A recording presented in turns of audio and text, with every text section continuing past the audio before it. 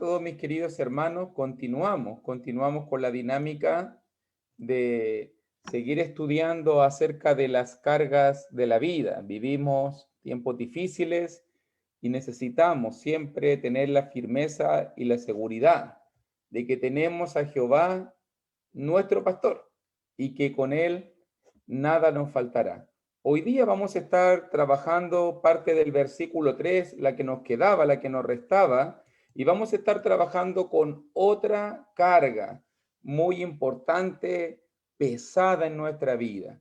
Y en Salmos capítulo 23, versículo 3, dice la Escritura: confortará mi alma, me guiará por sendas de justicia, por amor. De eso vamos a estar hablando hoy día. Por amor de su nombre.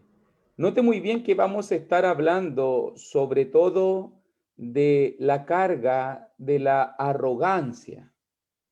Si podemos decir algo, es que la humildad es una virtud muy escurridiza. Cuando uno piensa que la tiene, ya se nos fue. ¿Ha oído la historia usted de ese niño que un día lo premiaron, que recibió la insignia del más humilde? Un día le dijeron: te vamos a reconocer a ti porque eres el más humilde, y se la quitaron cuando la usó, porque dejó de ser el más humilde. ¿Lo ha pensado? Una vez un hermano, y esto es cierto, una vez un hermano estaba fuera de un local de la Iglesia de Cristo y otro se acercó, se estaba dando una clase bíblica, y otro se acercó y le preguntó: ¿por qué no entras a la clase? ¿Por qué no participas de este estudio bíblico? Y el hermano respondió: no tengo nada que aprender de esos profesores, yo sé más que ellos. Otro hermano dijo una vez: yo he traído más gente a la iglesia que todos ustedes juntos. Otro también por ahí dijo: he bautizado más gente que un evangelista a tiempo completo. E incluso se escucha mucho por ahí: estos hermanos están gracias a mí en la iglesia. ¿Por qué muchas veces somos tan arrogantes? ¿Por qué somos tan soberbios? La arrogancia es una parte del equipaje que Dios aborrece. Dios no desaprueba la arrogancia. A Dios no le desagrada la arrogancia. A Dios no menosprecia la arrogancia, sino que Dios aborrece. Dios aborrece la arrogancia. Lo que una comida de gusanos produce en su estómago es lo que el orgullo provoca en el estómago de Dios. Hay muchos peligros en cuanto al tema de la arrogancia. Mire, vamos a ver algunos pasajes bíblicos hoy día que nos van a hablar acerca de este tema tan importante. Y piense, por ejemplo, en Primera de Samuel, en el capítulo 2, versículo 3. Mire lo que dice este pasaje cuando estaba ahí hablando Ana, cuando tenía su petición, cuando Dios respondió la maravillosa petición y nació Samuel. En ese momento, Primera de Samuel, capítulo 2, versículo 3, mire cómo dice la escritura en el cántico de Ana. Verso 3 de Primera de Samuel, capítulo 2. No multipliquéis, dice, palabras de grandeza y altanería. Cesen las palabras arrogantes de vuestra boca, porque el Dios de todo saber es Jehová, y a él toca el pesar las acciones. Cesen las palabras arrogantes. Nótalo bien. Proverbios también nos dice, ¿te acuerdas lo que dice Proverbio? Proverbios 8:13 dice: el temor de Jehová es aborrecer el mal, la soberbia y la arrogancia, el mal camino y la boca perversa, aborrezco. El temor de Jehová es aborrecer el mal. ¿Cuál es el mal? La soberbia la arrogancia. También dice Proverbios 16:5. También dice Proverbios 16:5, abominación es a Jehová todo altivo de corazón, ciertamente no quedará impune. Dios aborrece la arrogancia, aborrece, ¿y por qué la aborrece? Porque no hemos hecho nada realmente que justifique lo que pensamos, lo que creemos o lo que decimos. Piensa un poco en esta imagen. Cuando se tiene que reconocer en el arte, cuando se tiene que reconocer a una pintura, ¿a quién se le da el premio? ¿Se le da el premio al pincel, a la acuarela o se premia al pintor? Cuando se habla de Seller, cuando se habla de la escritura, cuando se habla de los libros, ¿a quién se premia? ¿Se premia al lápiz o se premia al escritor? Cuando hablamos de medicina y hay una operación exitosa, ¿a quién se le da las gracias por la operación exitosa? ¿Al bisturí, al escalpelo o al médico, al doctor? ¿Te das cuenta de lo que estoy diciendo? Somos instrumentos, sí. Somos herramientas, sí. Dios nos usa, amén. Pero no hay nada en nosotros que merezca gloria. Ese es el mensaje del Salmo 23, en que no tenemos nada de qué enorgullecernos. Tenemos descanso, tenemos salvación, tenemos guianza, tenemos bendición, un hogar en los cielos, y nada hicimos, nada, ni siquiera una pequeña parte para poder ganarlo. ¿Quién es el que hace todo? ¿Quién es el que hace el trabajo aquí en el Salmo 23? Si tú estás conmigo ahí en el Salmo 23. Date cuenta muy bien, la respuesta recorre todo el Salmo como un hilo de seda a través de las perlas.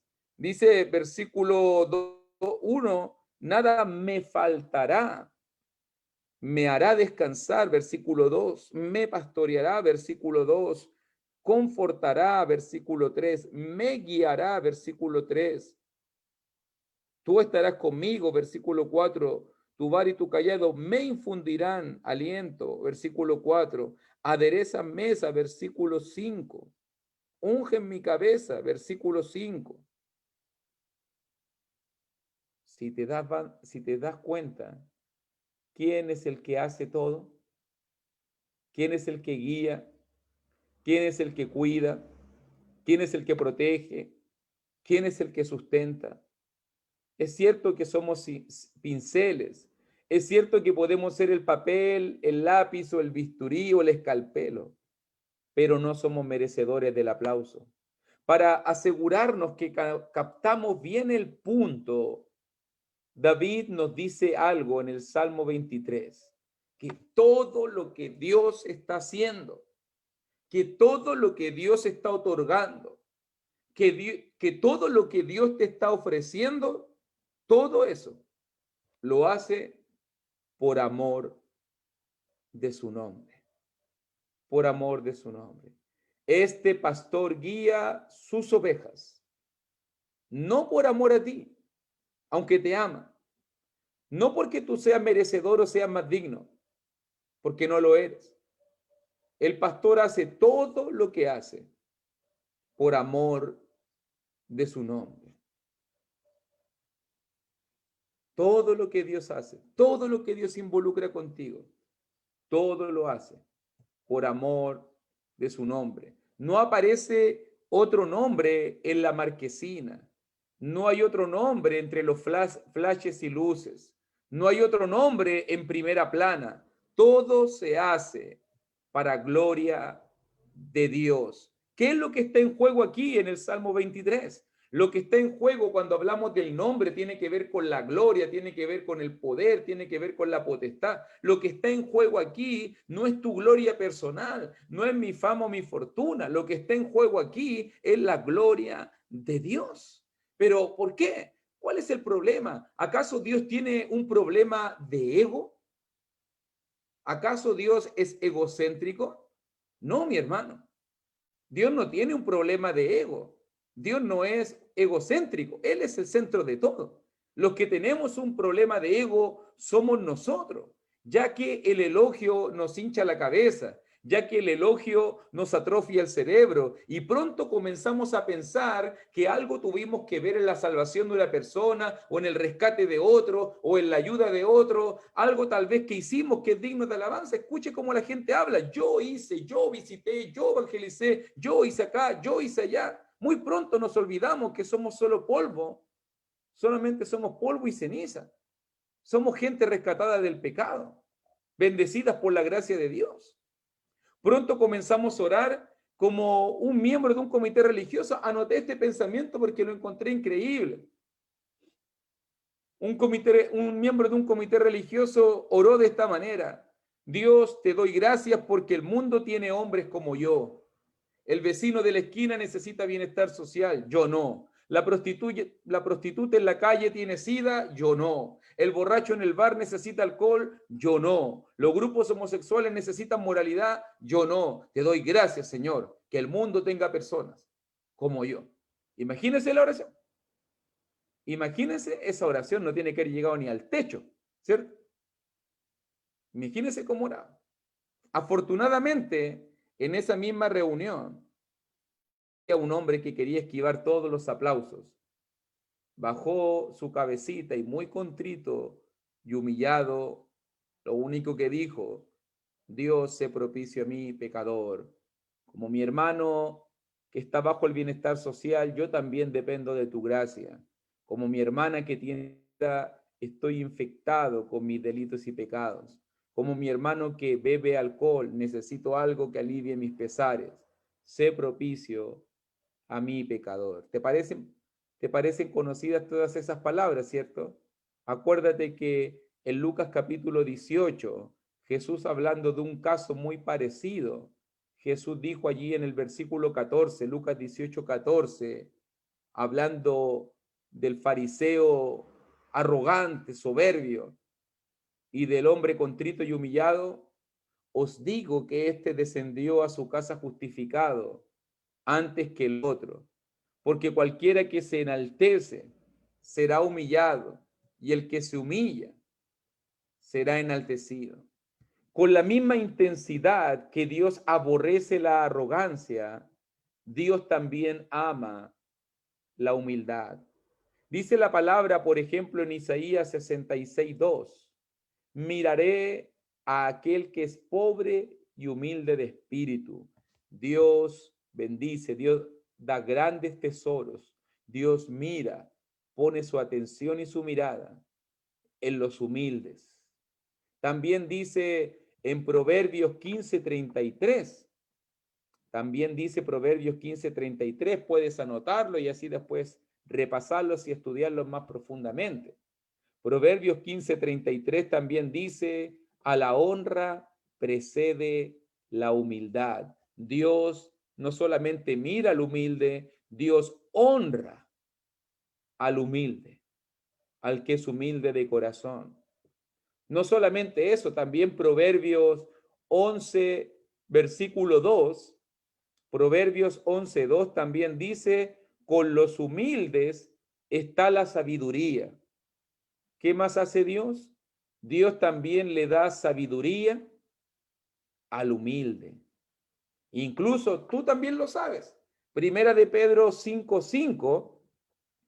En Primera de Pedro 5:5 vemos que Dios le da gracia a los humildes. Dice la palabra: Dios resiste a los soberbios y da gracia a los humildes. Incluso también nos dice en Salmo 149, versículo 4, hermoseará a los humildes con la salvación. Dios también le promete la salvación a los humildes. Los santos más poderosos se han destacado por su humildad.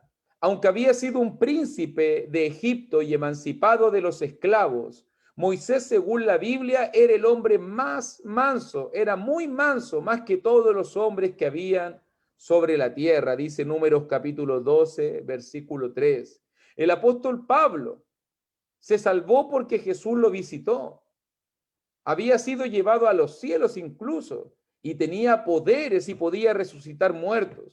Pero nota muy bien que cuando Pablo se presentaba en sus cartas, Pablo no mencionaba esas cosas. Lo más probable es que los orgullosos de hoy en día dirían, escribe Pablo, el que resucitó muerto. Escribe Pablo, el que fue al tercer cielo. Escribe Pablo, el que ha hecho tantos milagros, el que viajó a tantos lugares, el que hizo tantas cosas. Cuando Pablo tenía que hablar de sí mismo, simplemente Pablo decía, Pablo, siervo de Dios, soy un esclavo de Dios, soy un apóstol, soy un enviado de Jesucristo. No hay nada en mí que merezca gloria.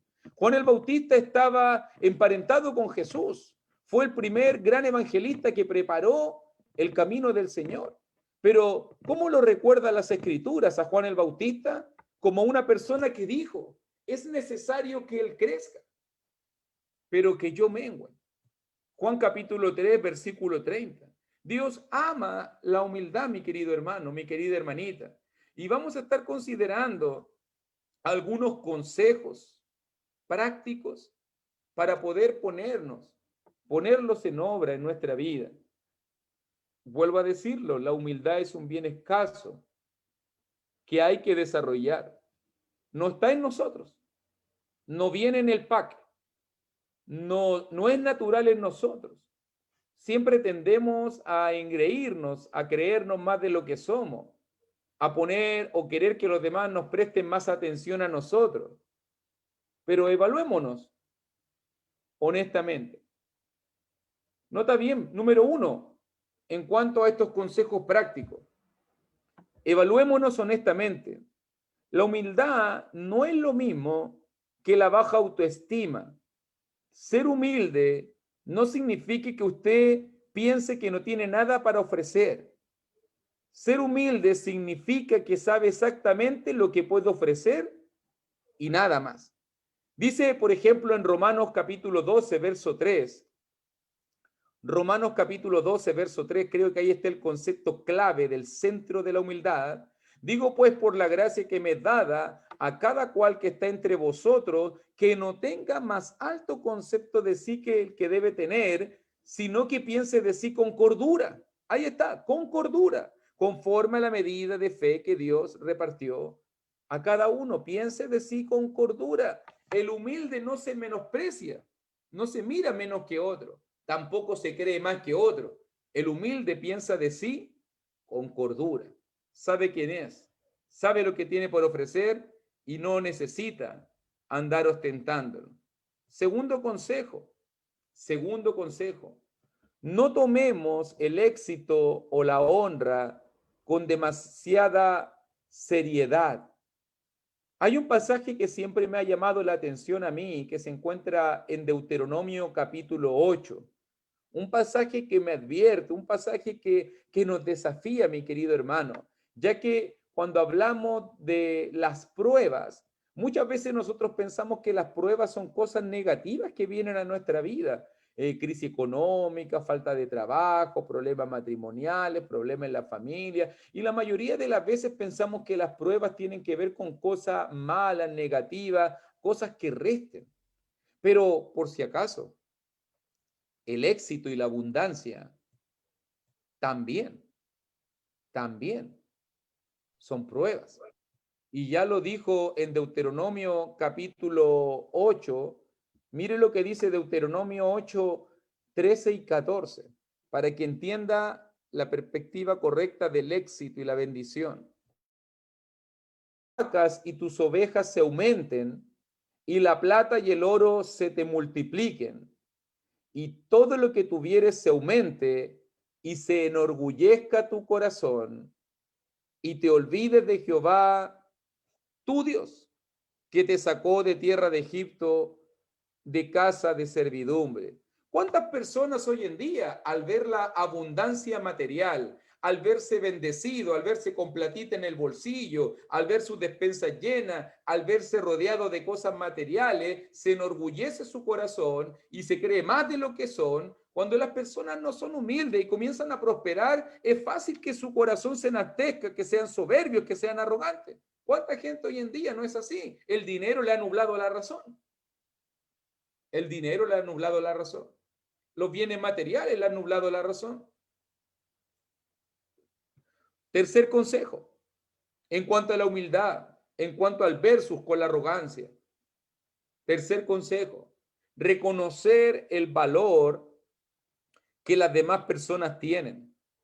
Siempre debemos valorar a las personas. Mire lo que dijo Pablo. Pablo dijo en Filipenses capítulo 2, versículo 3. Pablo dijo esto, Filipenses 2, capítulo 2, versículo 3. Nada hagáis por contienda o vanagloria, antes bien con humildad, estimando cada uno a los demás como a superiores a él mismo. No debemos menospreciarnos, pero tampoco debemos humillar a las personas. No debemos estar contendiendo por llamar la atención. No debemos estar siendo vanagloriosos, jactándonos. Debemos ser humildes, estimando siempre a los demás como mejores, como superiores en cuanto a la preferencia. Número 4, no debemos buscar nuestra propia gloria, nuestra propia honra, nuestro propio honor. Esa siempre fue la enseñanza de Jesús.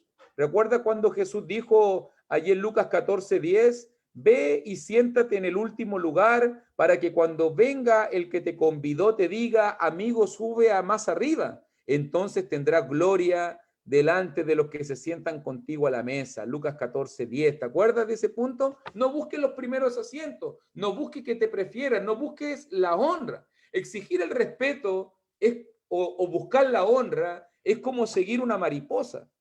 Síguela y nunca la vas a alcanzar, pero quédate quieto y se te va a poner en la espalda, se te va a poner en el hombro. Si quieres que la gente hable bien de ti, nunca te especialices en hablar tú mismo bien de ti. Eso es arrogancia.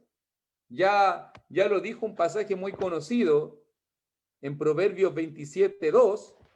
¿Se acuerda lo que dice Proverbio 27:2?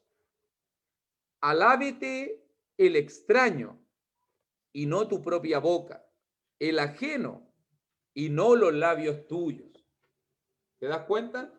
No es gloria la que te glorías a ti mismo, también dijo Pablo en 1 Corintios capítulo 10, verso 18. No es gloria la que te glorias a ti mismo. La verdadera gloria es que otros tal vez reconozcan en ti cualidades, bendiciones, aptitudes, capacidades. Por eso debemos, quinto consejo, aprender a hablar con humildad. Hablemos, prediquemos, enseñemos o hagamos lo que hagamos, siempre hablemos con humildad. Siempre recuerda lo que leímos allí en 1 Samuel 2:3. Cesen las palabras arrogantes de nuestra boca. No seamos engreídos al hablar. Nada debe hacerse por vanagloria. Cuidado con lo que sale de nuestra boca. ¿Cuánta gente hoy día? Yo y la autorreferencia. Sermones autorreferentes. Gente que está más preocupada de hablar de sí mismo que del Señor. Gente que está más preocupada de centrar la gloria en sí mismo. En sí mismo. Es increíble. Una vez sucedió, y esto es verdad. Hace muy poco tiempo atrás, la aerolínea American Airlines recibió una demanda de un doctor de que él quería que en el pasaje, en el ticket de su embarque, dijera doctor tanto. Él quería que las azafatas al momento de servirlo lo reconocieran como doctor. Él dijo y exigió a la aerolínea, he estudiado tantos años y he pasado todo lo que he pasado para ser un doctor, ahora quiero el reconocimiento de doctor. Imagínense la soberbia, la arrogancia de ese hombre. ¿Y cuánta gente hoy en día?